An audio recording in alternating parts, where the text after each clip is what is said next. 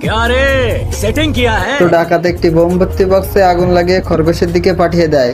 এবার খরগোশ ড্রামে হাওয়া দিয়ে উল্টো পাঠিয়ে দেয়।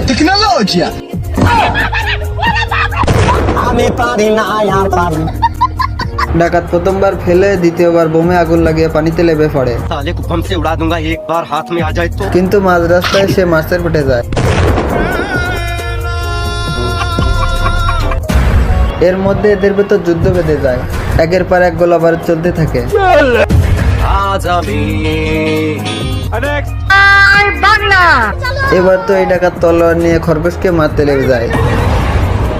আরে এই দুনিয়ার তাল বাহানা বুঝলাম না একরতি।